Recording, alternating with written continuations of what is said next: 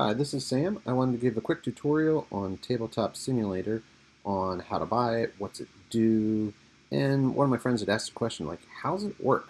So, to start out, I'm just going to have you go to the store and do a search for TableTop Simulator, and right now it is on sale. I've purchased, in fact, I purchased a multi-pack at one point. Tabletop Simulator is an app that lets you play lots of board games. And you can play it online, you can play it in the same house, or you can play solitaire versions of it. I'm a big fan of it. As you can see here, if I scroll down, you can buy Tabletop Simulator, or you could buy a 4-pack and then share this with other people on Steam. This is the base game, or the base module, and from that module, I could then go and buy lots of DLC, downloadable content, like Wingspan, Zombicide. There's 41 apps or games I can buy in here. And these are well-designed modules of all different types. But in addition to these 41 games I can purchase, which I encourage you to, but you can also go visit the workshop, and that's further down here. When I go to the workshop, what that's going to do is it's going to bring up kind of a library of user-created content. And as you notice on the right, there are 14,000 games, all sorts of card games. There are setups for role-playing games. Even The Crew is currently on here, which is the new hotness. There are some of my favorite designers that have built games. But I can also go search for games. Like I'm just going to pull up Gizmos, which I did a search for earlier. When I search for it right here and hit return, what that's going to do is give me a screen with content created by different designers. So if I start with this one by Bodacious Crazy and I click on it, what that's going to show is here's a screenshot, in fact a couple screenshots, of the game being played. And if I wanted to play this, I would just hit subscribe and it would add it to my library. Now in this case, this is just the basic game. It's got some pieces, we got some marbles, we got some technology cards and player boards. It is completely user-driven, just as if you got the box out on a table. Now I'm going to go back to the other one. Down here is another module. There are scripted modules. In this case, this is one that I've found that's pretty cool. And I can see that there are a series of buttons here that the designer created into this with lots of coding to automate parts of the game. It doesn't create like an iOS game that enforces the rules, but it does simplify some of the kind of awkward things to do in a digital environment. Now to play this, what I'm next going to do is I'm going to click subscribe here. So I've subscribed to it already and it's been added to my workshop collection. Once I've done this, I can now go launch the game. Now I could do this in the game also. So I'm going to go over here and launch Tabletop Simulator. Now that may take a few moments to load depending on your computer and things like that. Once Tabletop Simulator loads, I can then do one of two things. I can join someone's table. So I click join here. There will be a whole list of servers, and I'm going to show all of them. Some of them are locked, but they would be tables that I could join. In this case, I don't want to join one. I'm going to create my own table. I can either do it hot seat, so two people in the same house could play on it. I could create a multiplayer table and invite my friends in other houses and cities to play with me. And I'm going to create a single player right now, so I could play a solitaire game or just to show off some of the types of games that are out here.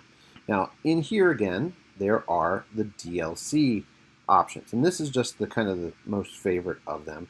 There's also some classic games. There's past games I've played or saved, like I've been working on a Point Salad scripted module.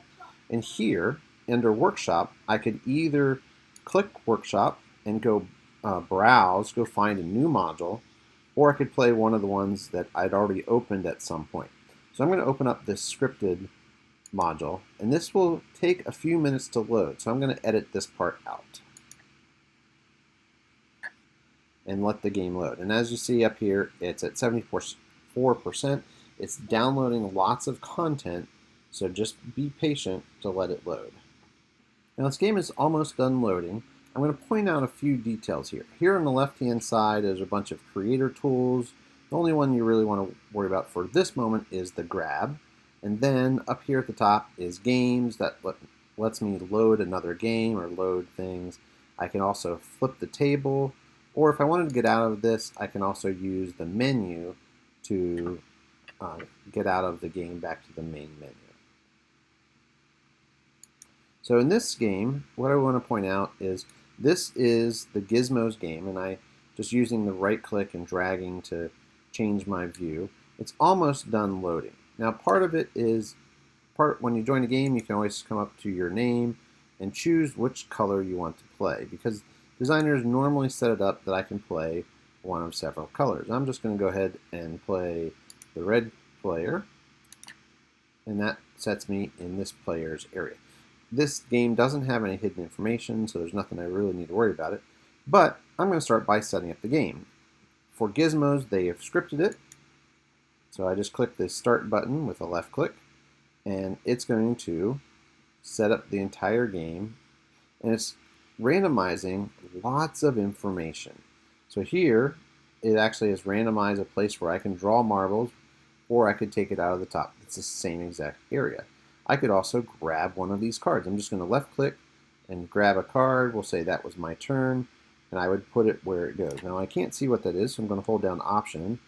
Oh, that's a wrench card, so that card would go right here on my board. And I'm just using the shadow underneath to help me guide it, or I could press Shift, I can right click and left click to move it into place on the table. Now, once I've done that, I would then just grab a new card and draw it back out. Or I believe this module has the Fill Gizmos button. If a player was going to draw another card, they would just grab it and put it into its place for the second time. Now, in most games, if I drop a card right on top of a previous card, it makes a deck. So notice there's a deck of 2. I hold over these, there's no little 2. If I left click and drag, it takes the top card off. If I instead left click and hold, now it picks up the entire deck instead. So there is a little bit of timing here. The basic thing I want to point out in games like this is in Tabletop Simulator, there are thousands, 14,000 board games and thousands of card games you can play to have lots of fun. You can get many of them, most of them, for free. There are some purchasable content. And if you'd like to check out one of the games that I've built, I'm Samuel W. on Tabletop Simulator. I've built several for Sierra Madres and several other companies under Samuel W. Hope that helps, and enjoy your playing, and take care of yourselves.